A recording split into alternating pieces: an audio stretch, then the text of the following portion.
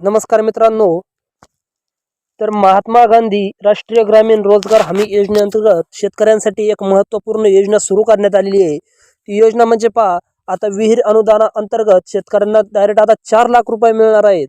त्यासाठी अर्ज कसा करायचा, त्याच्या अटी काय, अनुदान कसे मिळायचे याची संपूर्ण सविस्तर माहिती आपण या व्हिडिओच्या माध्यमातून जाणून घेणार आहोत. त्यासाठी व्हिडिओ संपूर्णपणे पहा आणि व्हिडिओ आवडला तर तुम्हाला फक्त काय नाही, एक लाईक करायचं आणि यात काही अडचण आल्यास तुम्हाला कमेंटमध्ये ती तुमची अडचण सांगायची, म्हणजे मला तुमच्यापर्यंत ती कमेंट वाचून तुमच्यापर्यंत तुमच्या अडचणी दूर करण्यास मदत होईल. तर या योजनेअंतर्गत सिंचन विहीर खोदण्यासाठी शेतकऱ्यांना 4 लाख रुपयापर्यंतचं अनुदान देण्यात येणार आहे. महाराष्ट्रामध्ये आता अनुदान म्हणजे भूजल सर्वेक्षण व विकास यंत्रणेच्या अहवालानुसार आहे ना, अजून सुमारे 3,87,500 विहिरी खोदण्याची क्षमता आहे, जी शेतकऱ्यांच्या शेतीला वरदान ठरणार आहे. याचे प्रमुख वैशिष्ट्य म्हणजे पहा, या योजनेमध्ये विशेष करून समाजातील दुर्बल घटकांना प्राधान्य देण्यात येणार आहे. लाभार्थ्यांची निवड करताना अनुसूचित जाती जमाती, भटक्या जमाती, विमुक्त जाती असे यांना पहिल्यांदा प्राधान्य दिले जाणार आहे.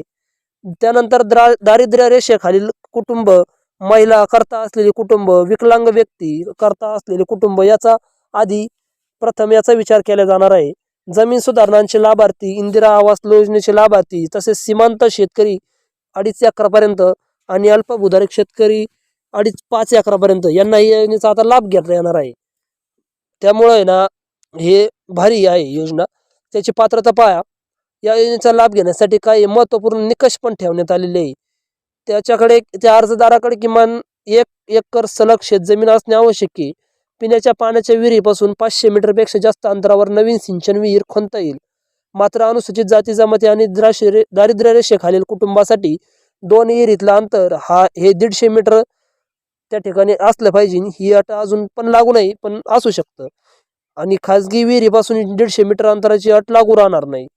तर या ठिकाणी कोणते कागदपत्र लागणार आहे महत्त्वाचे. अर्जासोबत आहे ना तुम्हाला 7/12 उतारा लागणार आहे. 8चा ऑनलाईन उतारा लागणार आहे. मनरेगा जॉब कार्डची प्रत या कागदपत्राची आवश्यकता तुम्हाला लागणार आहे. हे कार्ड तुम्ही डायरेक्ट जवळच्या केंद्रात जाऊन विचारू शकता.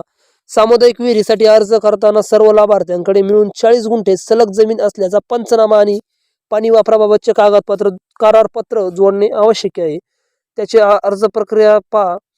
शेतकऱ्यांना स्थानिक ग्रामपंचायत कार्यालयात जाऊन विहीर योजनेचा अर्ज भरावा लागणार आहे. पर्यायी म्हणून जिल्हा कृषी कार्यालयातूनही अर्ज मिळवता येतो. अर्ज पेटी दर सोमवारी उघडली जाते. त्यातील अर्ज ग्रामपंचायतीकडून ऑनलाईन भरले जातात. डेटा एंट्री ऑपरेटर किंवा ग्राम रोजगार सेवक यांच्याकडून ही प्रक्रिया पूर्ण होती. याच्यासाठी काल मर्यादा आणि अनुदान पहा काय.